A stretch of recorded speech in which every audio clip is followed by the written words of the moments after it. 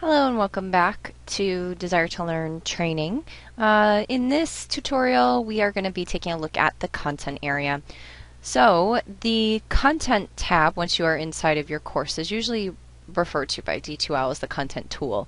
So go ahead and click on content, and then once you're in there, we are going to be looking at it from an instructor perspective. Now, the one thing to note is that you see right away that lesson 11 has popped up. So this is true for students as well as for anyone else who comes into a content area. It is going to, D2L is going to take you to the last place that you left off. And the reason why is because it's, predicting that you're going to want to continue on from where you left off. Now, if you were to come into this course fresh from scratch, you would, for the first time ever, come into the content area, you would be on the overview page. And usually this space is used for just a little description. You can also choose to include a file, and we're going to take a look at how to actually set up this space in just a minute. I just wanted to show you what a fleshed out version looks like. And then also you have your bookmarks area. Now bookmarks are particular to a profile. So as a student or as an instructor, you may wish to bookmark things that are important. We're going to come back after we bookmark a few things to take a look at if there has been anything filled in this space. And then you have some upcoming events. These are any events that are on the calendar. And so you can see that it gives you two options for viewing the space: upcoming events and also course schedule. Upcoming events, that particular tab is going to show you today, tomorrow, next 7 days. And you can see that there are some things that are due over the next 7 days. Now, as an instructor and also as a student, you could click on that link to get directly to that item. So it's really a great thing for students. I'm just going to pop back. The second option is the course schedule, which is going to give you everything that's on the calendar as well as students. So the next space here is the table of contents. And in this table of contents space, when you are on that table of contents title up at the top of this area, you'll see all of the modules listed below. So you'll see introduction and everything that is in the introduction. You'll see lesson 1 and everything that it is in lesson 1. And you're going to notice these little numbers that appear to the right hand side. So these numbers are different in these two spaces. Above here it shows you how many upcoming events are coming, and it'll also show you how many bookmarks you have. But in the space down below, these numbers are different. They show you how many items you have left to complete, which isn't as applicable for you as it is for students, of course. Now, say you or even a student, once you come into the space, you wanted to quickly drop down to another area. So you know that something you're looking for is maybe lesson 3 on. So what you could do is click on this little caret here in order to collapse these top 3 modules so that you can get right down to lesson 3 and then take a look at that space. The other thing you'll notice is that in this space, as well as on the space on the left-hand side, there are you have the ability to drag and drop. And you can see that when I hover my cursor over this icon with the 3 lines here, that I have the ability to drag and drop these spaces. Okay, we're going to take a look at that in a little bit as well.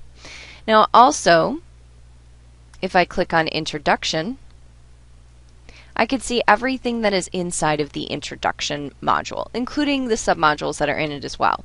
Now if I click on it on the left-hand side, you could see that the submodules have also made themselves available. And so you can click on individual submodules to see things in this space. Now let's take a look at once we get into a module or submodule, how do you actually view the items themselves? You could see that there's materials, there's surveys. How do we actually view the items in here? Well, what you could do is you could actually click on the item itself, and this is what students are going to do as well, and they get to this space, which is the content viewing space. In this space, as an instructor, you actually have a ton of capability. So the one thing you could do is you could click on titles, and you could edit titles. You also have a menu in which you have many options. You can edit a title here as well. You can edit the text area down below. You can change the files, so D2L reads simple pages as if they were files. And you could swap, say, a PDF in place of this file that you've created. You can also choose to send it to Binder, which is an app, and if you want further information on the Binder app, please see our tutorial on that. You can also choose to download this item. Students have this ability as well. Students also have the ability to submit feedback on an item, and remember that you're the only one who's going to be able to read it. You can also delete the topic. So students have some of these options, such as send to Binder, download, and submit feedback, but obviously they don't have the ability to delete or edit anything. Here is the bookmark icon, and note you could just simply click on it and it tells you that the bookmark's been added, or you can unclick on it to release the bookmark. Now I'm going to add it just so that we could take a look at it in a little bit. You could also choose to use this next button, which is to view content in a new window, and this button will pop open content in a new window, which will allow you or your students to view the content without any of the Desire to Learn framework around it. Now this may come in handy when a student, say, is looking at an item on a smaller screen, such as on a netbook.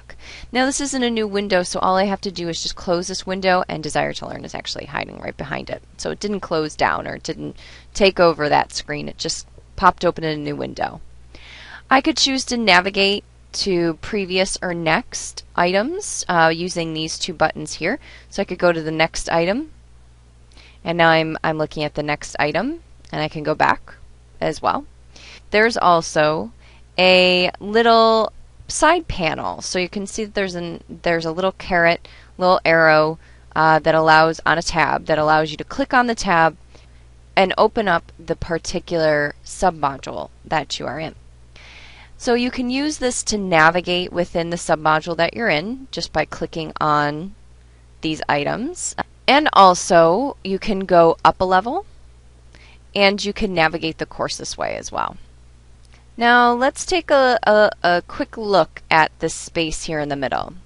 So the one thing to note is that this space is an editable page space. So once you create your page, or D2L calls it a file, if you'd like to edit this space, you can go to your menu up here and you can click Edit. Now if we scroll down, you have some options down below to edit the space as well. Students obviously don't have that button, but you and the students do have send to Binder and download here as well. And D2L will give you some information regarding your items, so it'll tell you when it's last modified, when you last modified it. It will tell you who's viewed it just by clicking on this completion summary. So who's viewed the topic.